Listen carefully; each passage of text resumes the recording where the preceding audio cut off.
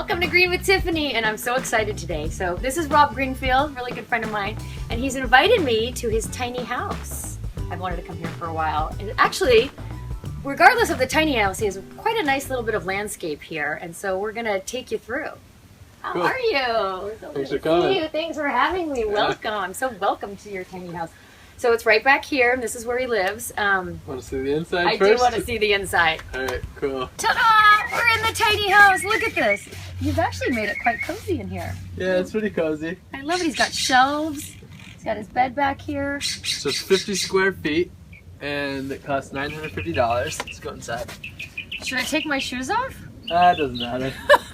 This is it. I built this shelf out of scrap wood that I found on the street. Painted this with paint that came from Habitat for Humanity. Nice. This light was powered by the solar panels on the roof. Oh, look at that. And this futon is turns into a bed. So it's, super simple. It's pretty cool. So the tiny house movement is growing, and I read that the average house is about 2,600 square feet, and that the average tiny house is about 100 to 400 square feet. And you're saying that this is 50. 50. So think about that. This is quite tiny. I don't think you can stand up in here. No, you can't. It's about as small as it gets, and I've learned that it's even a little small for me. Yeah. Yeah. He lives in an area where it's not too much weather, but Yeah. you get cold? It's very cold. I mean, it's been down to 39 a couple nights, but I have my down blanket, Okay. my sheet, and this blanket. I'm actually borrowing this down blanket from my girlfriend because she's over here sometimes, and she Oh my hates gosh. me freezing. Good for her. Well, Yeah. body heat helps too. How long have you been in here now?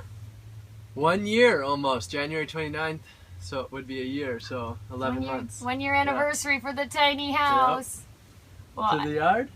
yeah, to the yard. Let's check it out. Alright, I got a sandwich on the stove. Notice we're outside. Yeah. We were sitting there having some tea, fire pit. What do you think? Could you do it? Come on over. It's actually it's so nice and warm and sunny over here. In the winter, this is the sunny spot. You got your fire pit. We Yep. didn't talk about the raised beds, but you have a whole garden growing. Well, nothing's growing right now because no sun comes on my garden in the winter. Plus, I was gone for 2.5 months. And then the kitchen, where Yep. you made my tea, which is quite yummy in this mason jar. All right, we're here at the This compost. is the compost. We compost. This is the compost shovel. What you got in here? Well, this was my poop. Oh, okay. This is human manure. It's composting human waste, human manure. And then this is food scraps as well as yard waste. Want to smell it? Okay. I don't smell anything. That's because it's a proper compost. If you think about human waste, and people are like, "Oh, it's toxic. It can't be here. Don't touch it." I mean, but that's not the case. No, it's not at all. I mean, the key with if you're going to compost human manure is that you have to let it compost for an entire year. And how it works is compost heats up. So a proper compost pile is going to heat up to as much as 150, 160 degrees. The bacteria, the pathogens in our body are designed to function at about 98.6 degrees. Okay. So they're in a 150 degree pile, they're dead. So Yeah. most bacteria pathogen will die within a couple of days of it being in here, but you just let it sit for a year anyway. So it's just, we have this idea that what comes out of our bodies is this horrible, nasty thing, and it's just not. I'm all about poop with my chihuahua, but I usually don't talk about it much after that. Well, and that's the Except for thing. humor. I do like bathroom humor. People are willing to. I'm looking for these huge grubs that are in here. Grubs? People are willing to walk around with handfuls of their own dog poop. That's nasty. Dog poop smells a lot worse than most human poop in my experience. There's all sorts of stuff in here. Looks like orange rinds and avocado, and so it's definitely mixed with quite a bit of food. Yep. Food scraps, yard waste. Cool temperature out here. You're by the ocean. Nice breeze. How do you get the compost to heat up to 150 degrees? So, there's two things going on here. You've got microorganisms, which is bacteria, and what they're doing is they're eating the things in there, and their byproduct is heat.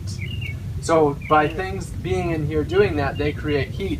And then you've got macroorganisms like these huge grubs. Grubs, I thought that was a term for eating, like, we're gonna grub. But this looks like land shrimp. Yeah. What are those? So these are a grub of sorts. I assume they'll look at maybe that. turn into a beetle here. Well, okay. I'm all about organisms and live. I don't hurt anything living, even ants. But oh god, he's crawling and my hand is tickling. Oh, he just took a poop. Oh god! No way! Did he poop in my hand? Yeah. Ah! There's the poop. Oh my god! Rob! You guys, I pooped in my hand. Oh god! I'll put these back, and these will. What would you like me to do with my poop? You can put it back. Oh god! Rob made me this really great jar of tea in a mason jar, and I really have to go potty, so. This way to the toilet. Alright. I like the little privacy area here. Alright. Well, it's just very quaint back here. Alright, I'll give you a minute. It's a pea with a nice view. Look up while you're in there. Is there toilet paper back here? Yeah, I put it in the cabinet because I didn't want it to get rained on. Oh, good call. Am I supposed to do something after this? No, you could throw some leaves on there if you want. I thought I was just gonna reach down and pick up leaves, and he's telling me that there's leaves in here? Oh, Yep. look at that! You even have a little scooper. Yeah. There we go. Useless. Alright, just cover that up. Looking good. And that's most of everything. Well, thanks for welcoming me into your tiny house. It's so charming back here. It's so peaceful. You can hear the birds chirping throughout the day. Oh, there's a hummingbird. Aww. With the new year, it's a good time to try and think about what your motto is, which is live simple, live free. Rob Greenfield, Green with Tiffany. See you next time.